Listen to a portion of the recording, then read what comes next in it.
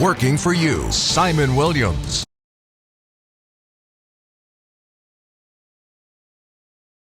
A little bit gloomy, a little bit fresh, a little bit dry. Good morning, and thank you for joining us for GM Suit Weekend.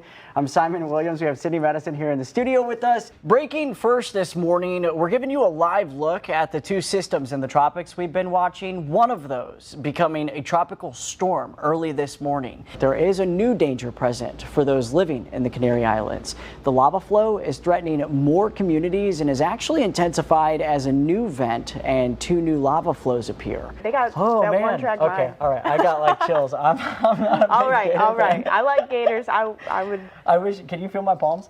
They're sweating. They are sweating.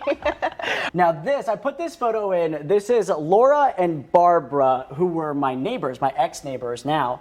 But they're my Myrtle Beach moms. And they really took me in, and they were a good neighbor. And really just now we have dinners, they cook for me. Anybody you can show motherly love to, we appreciate you. We're so happy that people like you are in the world. So how are the people who were the first cases in our area? And how is Myrtle Beach moving forward? That's what ABC 15's Nick Papatonis is taking us through tonight, the emotion of the last year. Now, some of you have reached out to us overnight after hearing a loud boom in parts of Darlington County. Firefighters say those calls came in from all over. Callers describing a sound so loud that shook some of their houses. Most of the people we've heard from say that it sounded like an explosion. We have yet to confirm that, but there was a similar situation that happened back in 2017. Now, that was when neighbors reported the same type of loud noise, and after deputies investigated, they found that boom came from someone shooting tannerite. Now, tannerite is a type of explosive that's used for target practice. We have reached out to the Darlington County Emergency Management for more information.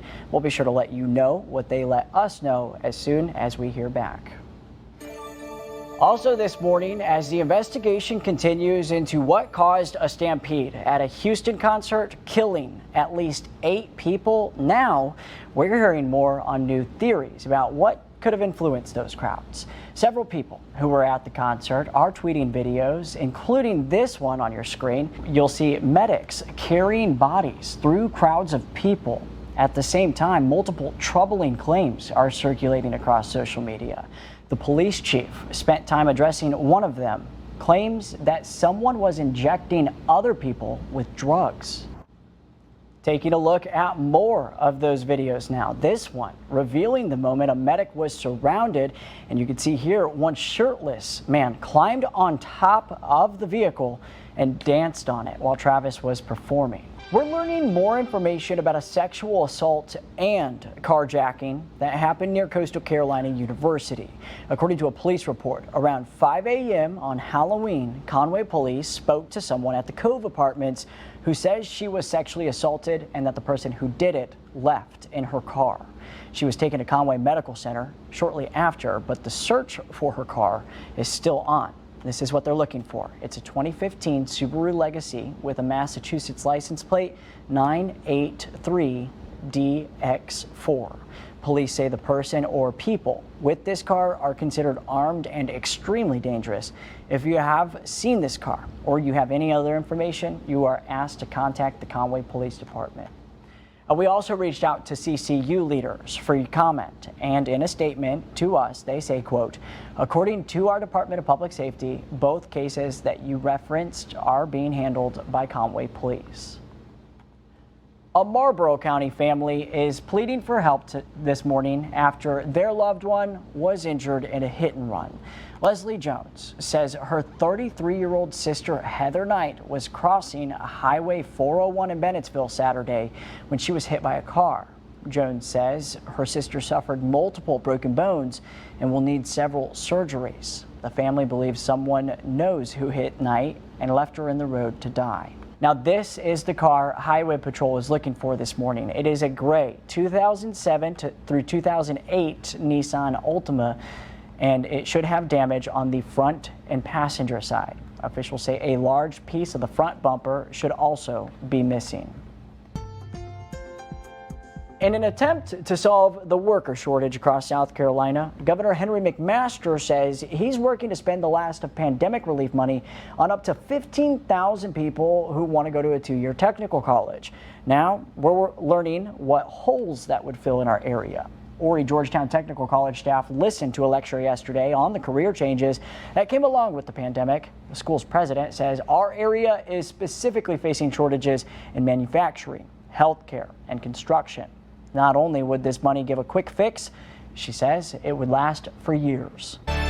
Hola y bienvenidos a Trabajando por Ti. Soy Simon Williams. Hoy empezamos con las noticias de un juez federal que ordenó que la orden de recibir la vacuna de coronavirus no está en efecto en este momento. Now that's when they say they both climbed up on this tree, helping her out because she was trapped right down here in her bathroom. Just to show you just how strong these winds are when those wind gusts come through. This is off the side of one of the buildings down here. You can see on the roads out here, we have some standing water. Of course, it's worse in some areas than we're seeing right now. We're also seeing a lot of branches down. We flew our Sky 15 camera above this area. Who has a house right here. He says he heard this morning. What did you hear exactly? Sounded like a train coming through. Now, every now and again, we'll just get a cluster of big waves, and it pushes that tide all the way up. We've seen it reach the dunes, and actually, if you take a look where that dune starts, you'll see the watermark there. They were denied that vaccine here at the Socastee Walgreens after showing a foreign passport. Now, this bill says schools can't have their first day of school until after August 15th. Now, if it falls on a Saturday like it does in 2020, they'd have to push it to that following Monday. Now, if schools take off 1 day for Labor Day and 2 days for Thanksgiving, that would put the last day of the semester to fulfill the 90-day contract on the 24th. After the firefighters left, I didn't even recognize it. It destroyed our vision, our dreams. A dream might vary, but for most, it's driven by dedication. For Claudia and neighbor Gonzalez, it was their American dream, buying a house in Socastee years after migrating to the U.S. With sweat, from Monday to Saturday, working and working, no rest. Close to their church, a big kitchen, room for Claudia's sister and baby niece, it was everything. Lo perfecto. Their dream finally becoming a reality in 2020, but 13 months later, crumbling by what firefighters told them was a short circuit. In 30 minutes, the house was destroyed. In just a half hour, our clothes, furniture, nothing survived. It's just incredible how things can happen in an instant. Claudia and her sister went to work that morning. A neighbor ran by the church. When he came back, black smoke was smothering his dream. He called Claudia, and all he could say was, "We lost everything." That voice just replays in my head every night, and the sadness in his voice. But through the charred remains, the couple is focusing on what they didn't lose. Photos, memories, their lives. We're moving through this because of faith. We're saying we're going to fix this. We're going to have a home again, through faith. We don't have any money to reconstruct the house right now, but there is faith. Because while our dreams may vary, there are some that will never die. In Socastee, I'm Simon Williams reporting.